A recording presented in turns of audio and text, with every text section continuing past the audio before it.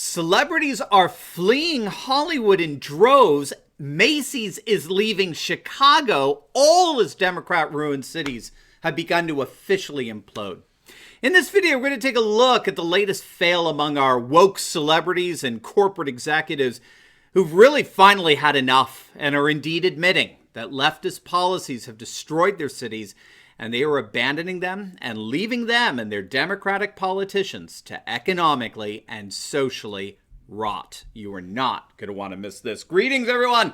Patriots all across the globe. Dr. Steve here with you. Great to be with you as always. If this is your first time here with us and you're looking for some daily encouragement and optimism as well as analysis to help you make sense of these crazy times we're in, you have found your oasis in this channel. We post 2 videos a day analyzing current events and live some super awesome conservative trends so you can live in the present in light of even better things to come. So if you haven't already done so, you know what to do. Make sure to smack that bell and subscribe button. It'd be an absolute privilege to have you as a regular part of this channel where each and every day we together celebrate the inevitable collapse of left-wing globalism and the unstoppable rise of a new conservative age. Now, before we dive in here, let's give a huge shout out to the sponsor of this video, and that's Prepper's Peak new solar water heater. Now, with all the lockdowns we just witnessed over the last several months, this solar water heater can turn out to be our very best friend. Solar water heater is an amazing device.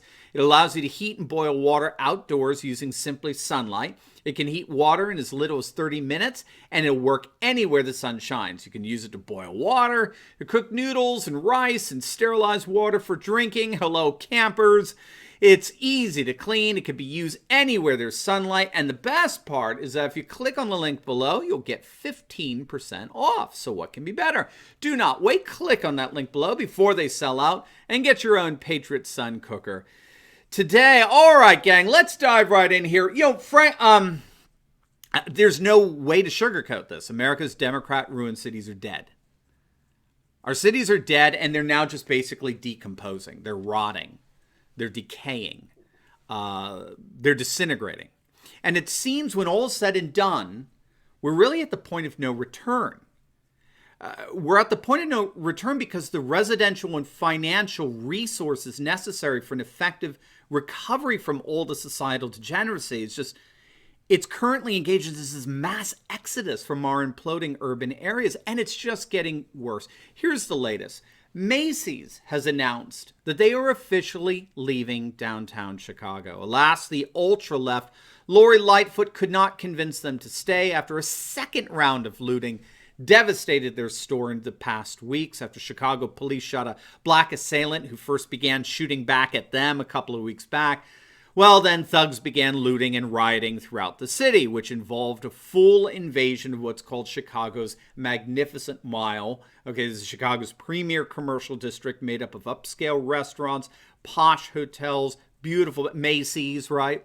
Just the other week, hundreds of people swept through the Magnificent Mile and other parts of downtown Chicago, smashing windows, looting stores, confronting police.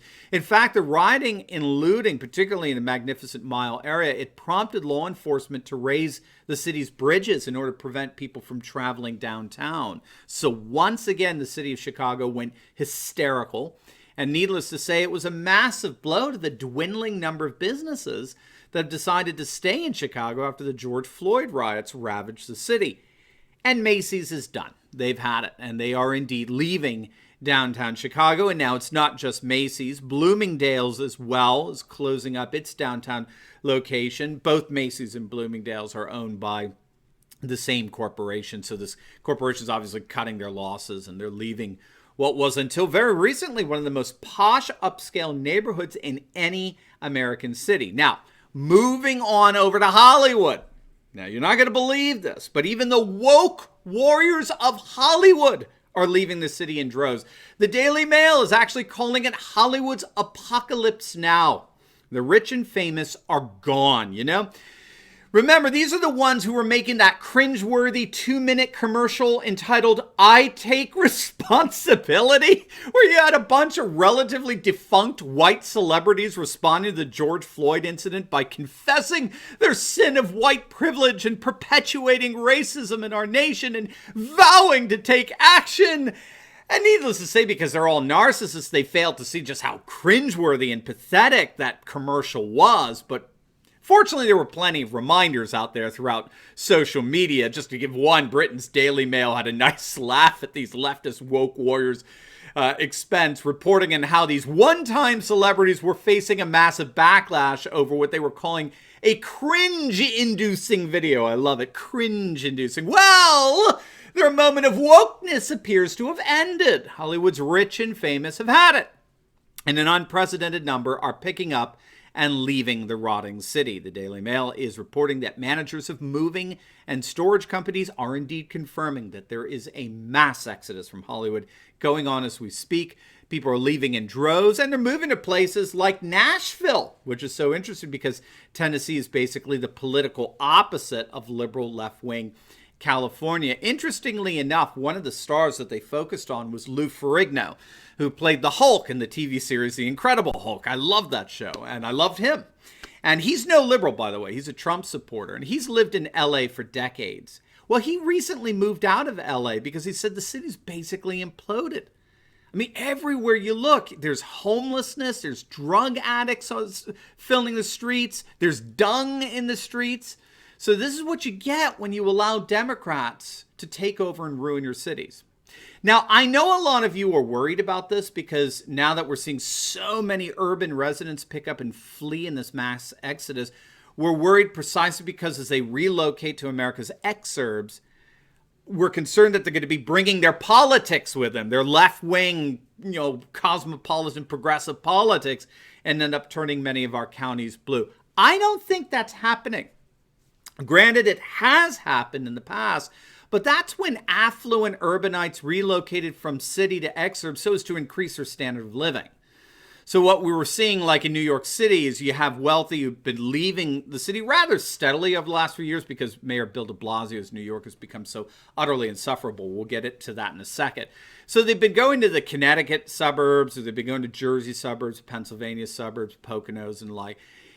It was completely motivated by concerns over their standards of living. They can increase their standard of living several-fold by moving out of the city to the exurbs. So they naturally bring their leftist, liberal, progressive politics with them. That is not what is motivating this massive exodus out of our nation's cities today. What's motivating this massive exodus is quite literally an overwhelming sense of physical threat. And again, I've talked to people who are currently in New York as we speak, who are done. They're out of there. They're making plans to leave. And they're making plans to leave because they feel like their very lives are at risk if they were to stay.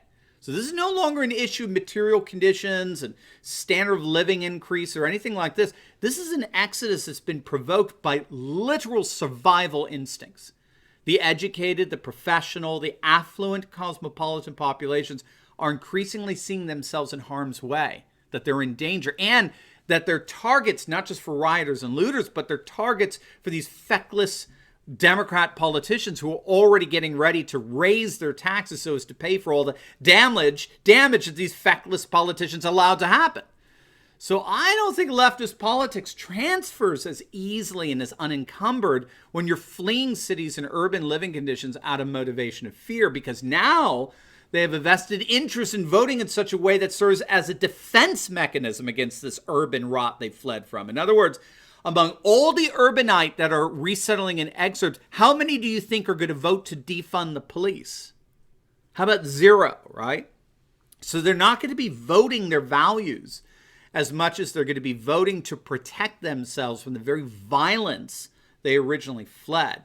Keep in mind, that's how suburbs started originally, well, or at least a significant portion of the suburb population. They start because of the flight from cities and urban areas that were seen as increasingly threatening to residents' well-being. So I don't think we have to worry about these populations bringing their left-wing politics to right-leaning exurbs. I think everyone is going to be voting in a defensive posture from now on to protect themselves from the societal rot and violence and mayhem that characterize all of our Democrat-ruined cities. I mean, look at this headline.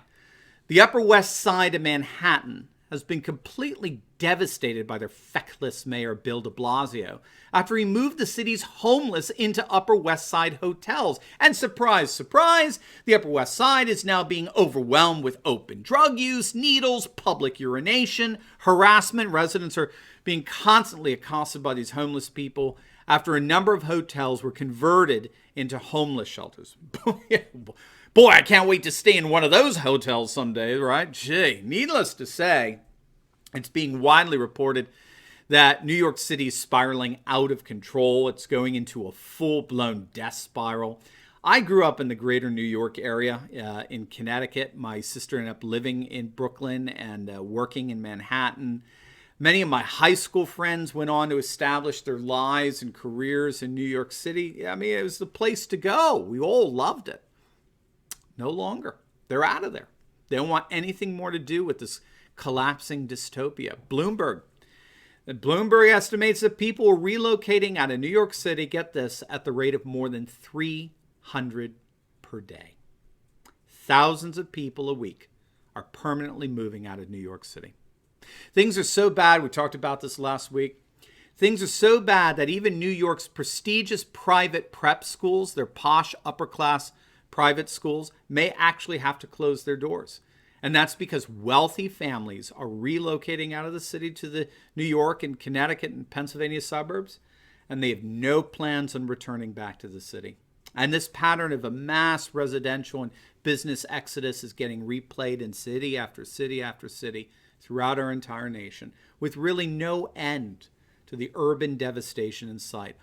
All brought to you, of course, by the Democrats. Now, before you go, make sure you like this video, comment down below, and subscribe to my channel. And you will definitely want to check out my latest video I just uploaded on how even leftists are admitting that the Democratic Convention is a total and complete cringe fest, an absolute disaster. You're gonna love it. It's gonna make your day. Make sure to click on the link, and I'll see you over there. God bless.